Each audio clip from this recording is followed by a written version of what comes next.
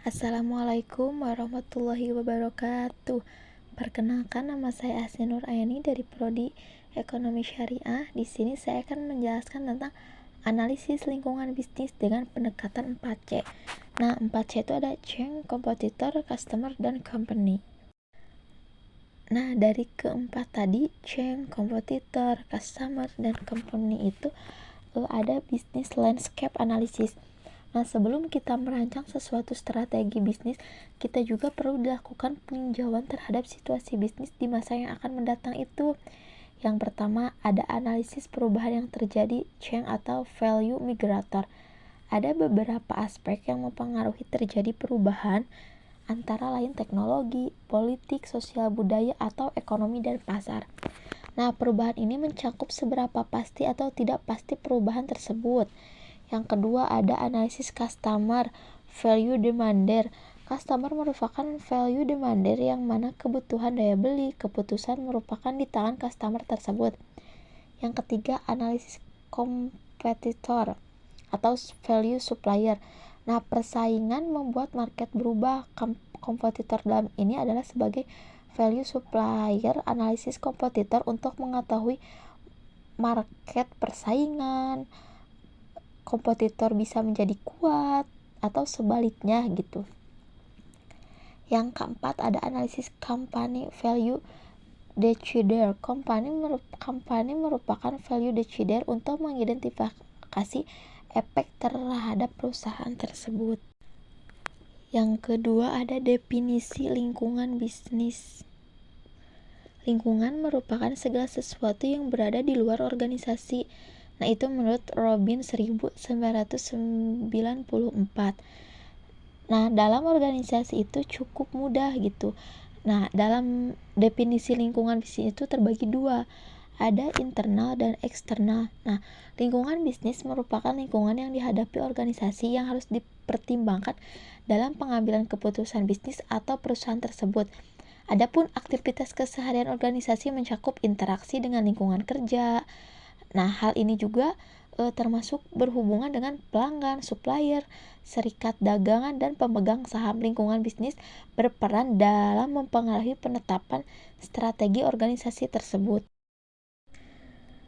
Yang ketiga, ada lingkungan internal versus lingkungan eksternal. Lingkungan internal itu merupakan sumber daya perusahaan yang akan menentukan kekuatan dan kelemahan perusahaan. Sumber daya perusahaan ini meliputi sumber daya manusia seperti pengalaman, pengetahuan, keahlian, pertimbangan dari seluruh pegawai perusahaan tersebut. Nah, seperti proses dari sistem perusahaan tersebut itu termasuk strategi perusahaan struktur. Adapun lingkungan eksternal adalah lingkungan yang berada di luar organisasi dan perlu dianalisis untuk menentukan kesempatan dan ancaman yang akan dihadapi perusahaan tersebut. Yang keempat, ada teori-teori lingkungan bisnis eksternal.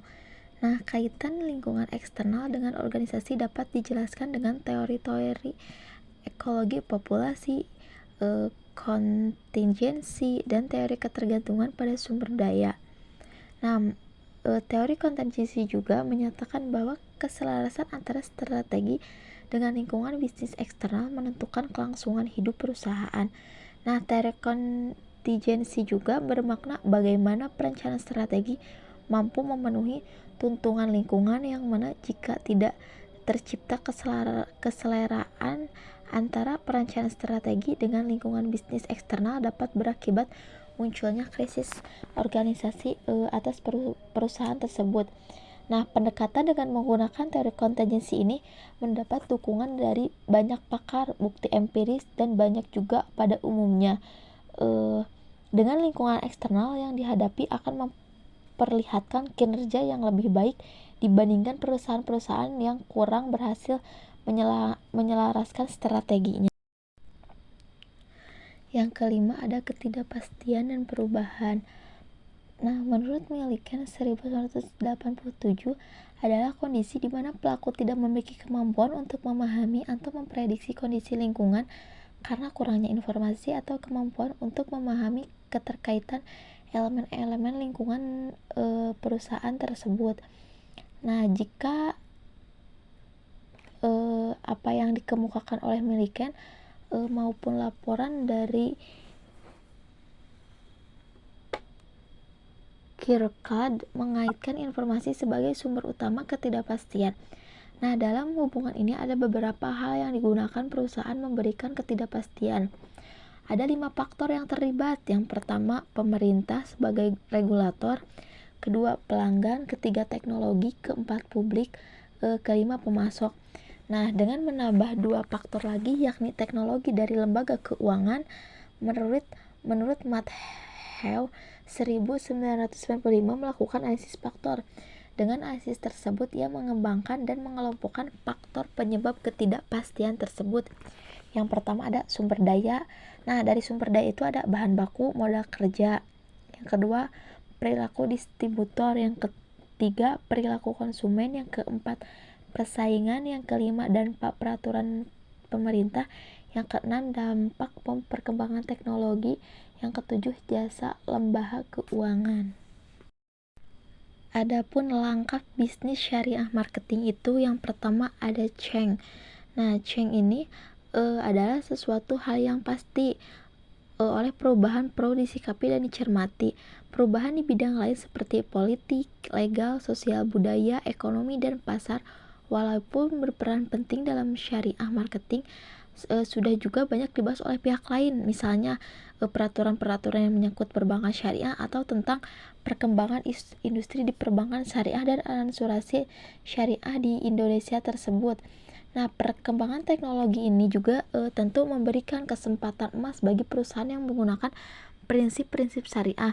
Nah, selain sebagai penunjang untuk kegiatan operasional dan standar pelayanan teknologi, juga membantu menentukan atau menunjukkan kesungguhan perusahaan dalam melaksanakan prinsip syariah marketing tersebut.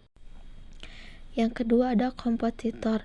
Nah, dalam menjalankan syariah marketing juga, perusahaan itu harus memperhatikan cara mereka menghadapi persaingan usaha yang serba dinamis.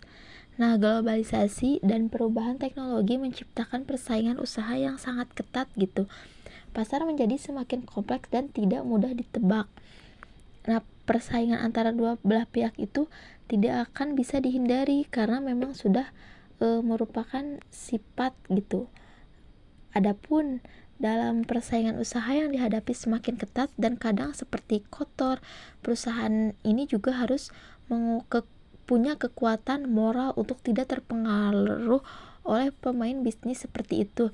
Jika kita mempunyai perusahaan yang baik dan menerapkan praktik bisnis yang baik ketika pesaing menyerang kepada perusahaan kita, nah, serangan yang tidak etis yang Anda harus lakukan adalah dengan tidak melakukan apa-apa gitu pada pesaing tersebut. Yang ketiga itu ada customer. Pengaruh inovasi teknologi mendasari terjadinya perubahan sosial budaya. Nah, hal ini juga kita bisa lihat dari lahirnya revolusi dalam bidang teknologi informasi dan telekomunikasi yang mengubah cara pandang dan perilaku masyarakat tersebut.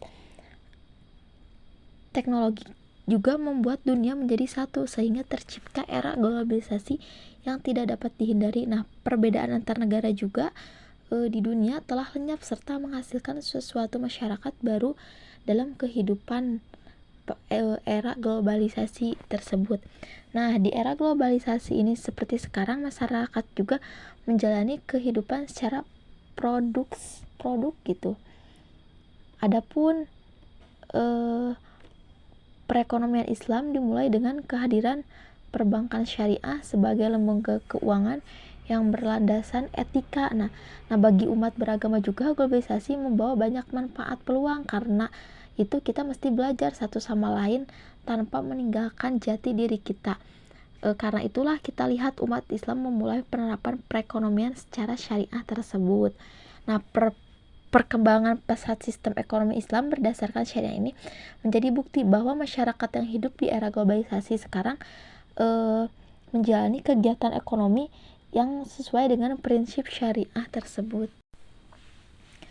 Yang keempat ada company. Nah, di dalam era globalisasi di tengah situasi serta kondisi persaingan usaha yang semakin ketat, perusahaan harus mampu merenungkan kembali prinsip-prinsip dasar perusahaannya. Perusahaan-perusahaan yang besar sukses di abad ke-21 ini umumnya dapat mendeteksi perubahan yang terjadi di pasar dan bagaimana mereka tetap konsisten menjalankan nilai prinsip dasar perusahaannya tersebut. Mungkin itu saja yang dapat saya sampaikan. Wassalamualaikum warahmatullahi wabarakatuh.